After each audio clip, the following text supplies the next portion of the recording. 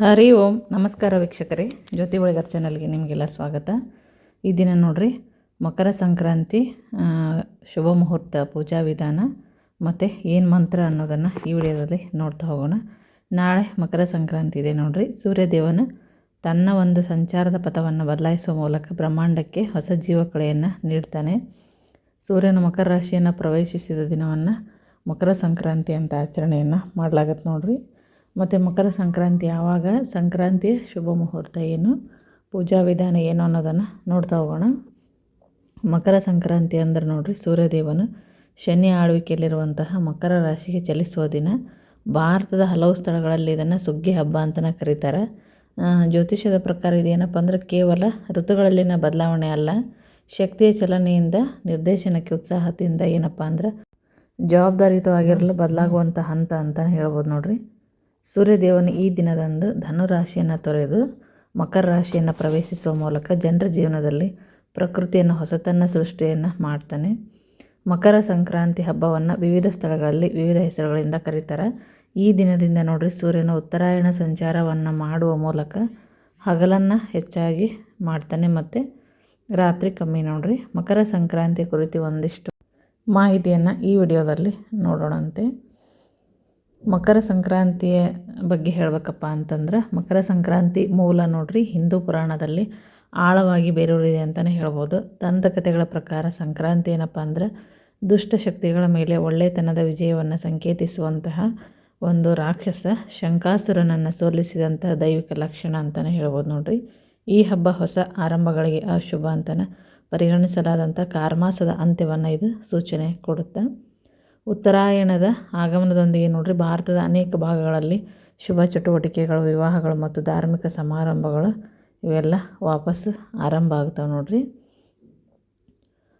ಮಕರ ಸಂಕ್ರಾಂತಿ ದಿನ ನೋಡ್ರಿ, ಭಕ್ತರು ಮುಂಜಾನೆ ಎದ್ದು ಗಂಗಾ, ಯಮುನಾ, ಗೋದಾವರಿ, ಕಾವೇರಿ ಅಂತ ಪವಿತ್ರ ನದಿಗಳಲ್ಲಿ ಸ್ನಾನವನ್ನು ಮಾಡುವಂಥದ್ದು. ಮನೆಯಲ್ಲಿ ಸೂರ್ಯದೇವರಿಗೆ ಪ್ರಾರ್ಥನೆಯನ್ನು ಸಲ್ಲಿಸ್ತಾರೆ ಮತ್ತು ಶುದ್ಧ ಅಥವಾ ಸಾಂಪ್ರದಾಯಿಕ ಉಡುಪನ್ನು ಧರಿಸಿ ಮಂತ್ರಗಳನ್ನು ಪಠಿಸುತ್ತಾ ಸೂರ್ಯದೇವರಿಗೆ ಅರ್ಘ್ಯವನ್ನು ಅರ್ಪಿಸಿ ಪೂಜೆಯನ್ನು ಮಾಡುವಂಥದ್ದು. ಹೂವುಗಳು, ಧೂಪ, ಎಳ್ಳು, ಬೆಲ್ಲ, ಅಕ್ಕಿ ಮತ್ತು ಹಣ್ಣುಗಳೊಂದಿಗೆ ಪೂಜೆಯನ್ನು ಮಾಡ್ತಾರೆ. ಆಹಾರ, ಬಟ್ಟೆ, ಕಂಬಳಿ ಮತ್ತು ಎಳ್ಳು ಆಧಾರಿತ ವಸ್ತುಗಳನ್ನು, ಅಗತ್ಯ ವಸ್ತುಗಳನ್ನು ದಾನವನ್ನು ಮಾಡ್ತಾರೆ. ಪೊಂಗಲ್ನಂಥ ಸಾಂಪ್ರದಾಯಿಕ ಸಿಹಿ ತಿಂಡಿಗಳನ್ನು ಕೂಡ ತಯಾರಿಸಿ ಕುಟುಂಬದ ಸದಸ್ಯರೆಲ್ಲರೂ ಕೂಡ ಸೇವನೆ ಮಾಡ್ತಾರೆ ನೋಡ್ರಿ. ಮಕರ ಸಂಕ್ರಾಂತಿಯ ದಿನ ನಾವು ಏನು ಮಾಡಬೇಕಂತ ನೋಡೋದಾದರೆ, ಬೆಳಗ್ಗೆ ಎದ್ದು ಸ್ನಾನವನ್ನು ಮಾಡಿ ಆನಂತರ ಮಡಿ ಬಟ್ಟೆಯನ್ನು ಧರಿಸಿ ಸೂರ್ಯದೇವರಿಗೆ ಪ್ರಾರ್ಥನೆಯನ್ನು ಸಲ್ಲಿಸಬೇಕು. ಆನಂತರ ಸೂರ್ಯದೇವರ ಮತ್ತು ಶನಿದೇವರ ಮಂತ್ರಗಳನ್ನು ಪಠನೆ ಮಾಡಬೇಕು ನೋಡ್ರಿ. ಈ ದಿನ ಸಾಧ್ಯವಾದರೆ ಭಗವದ್ಗೀತೆಯನ್ನು ಪಠಿಸಬೇಕು ಮತ್ತು ಸಂಕ್ರಾಂತಿಯ ಶುಭ ಸಮಯವನ್ನು ನೋಡಿಕೊಂಡು ಧಾನ್ಯಗಳನ್ನು, ತುಪ್ಪವನ್ನು ಮತ್ತು ಕಂಬಳಿಯನ್ನು ದಾನ ಮಾಡಿದ್ರೆ ಶ್ರೇಷ್ಠ.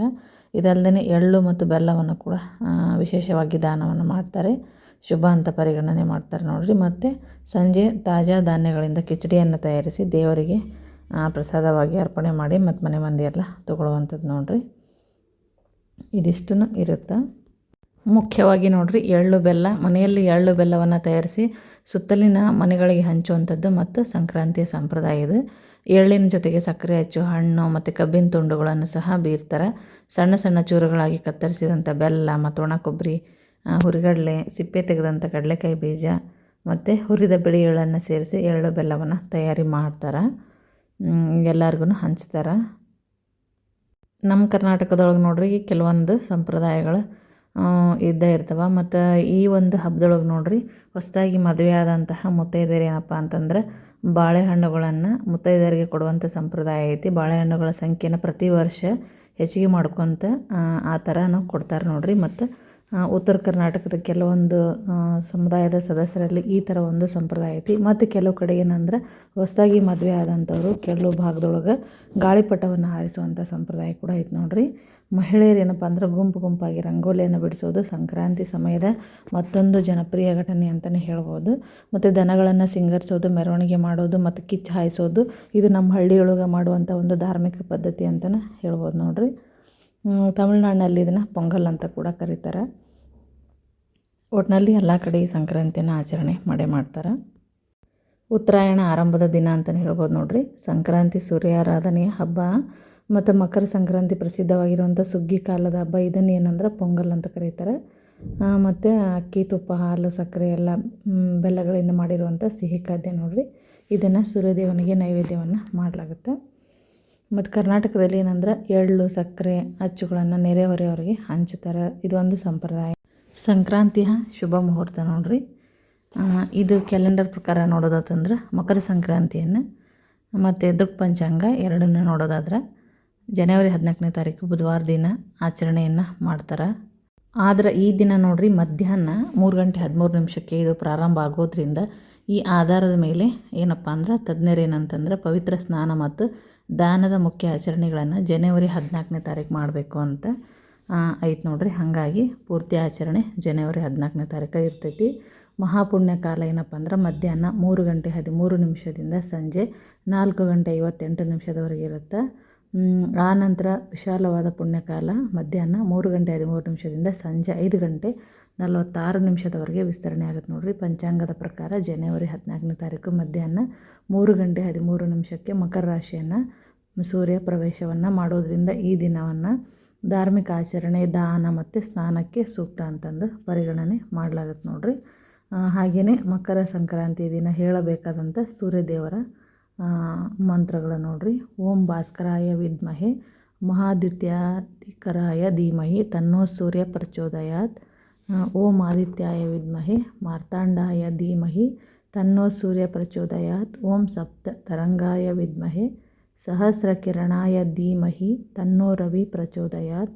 ಓಂ ರೀಂ ಸೂರ್ಯಾಯ ನಮಃ. ಓಂ ಹನ್ ಸೂರ್ಯಾಯ ನಮಃ. ಓಂ ಸೂರ್ಯಾಯ ನಮಃ ಅನ್ನುವಂಥ ಮಂತ್ರಗಳನ್ನು ಹೇಳಿಕೊಂಡು ಪೂಜೆಯನ್ನು ಮಾಡಬಹುದು. ಇಲ್ಲಾಂದರೆ 1-2 ಮಂತ್ರ ಬರ್ತಿದ್ರೆ ಅದನ್ನಾದರೂ ಹೇಳ್ಕೊಬೋದು. ಇದಿಷ್ಟು ಸಂಕ್ರಾಂತಿಯ ಸ್ವಲ್ಪ ಮಾಹಿತಿಯನ್ನು ನಾನು ಈ ವಿಡಿಯೋದಲ್ಲಿ ಹೇಳಿದ್ದೀನಿ ನೋಡಿರಿ. ವಿಡಿಯೋ ಇಷ್ಟ ಆಗಿತ್ತಪ್ಪ ಅಂದ್ರೆ ವಿಡಿಯೋಕ್ಕೆ ಒಂದು ಲೈಕ್ ಕೊಡಿರಿ, ಶೇರ್ ಮಾಡಿರಿ, ಕಮೆಂಟ್ ಹಾಕಿರಿ. ಮತ್ತು ಇನ್ನೂ ಯಾರು ನಮ್ಮ ಚಾನಲ್ಗೆ ಸಬ್ಸ್ಕ್ರೈಬ್ ಆಗಿಲ್ಲ ಸಬ್ಸ್ಕ್ರೈಬ್ ಆಗೋದನ್ನು ಮರಿಬೇಡ್ರಿ. ಮತ್ತೆ ಹೊಸ ಮಾಹಿತಿಯೊಂದಿಗೆ ಮುಂದಿನ ವಿಡಿಯೋದಲ್ಲಿ ಸಿಗ್ತೀನಿ. ವಿಡಿಯೋ ನೋಡಿದ್ದಕ್ಕಾಗಿ ಎಲ್ಲರಿಗೂ ಧನ್ಯವಾದಗಳು.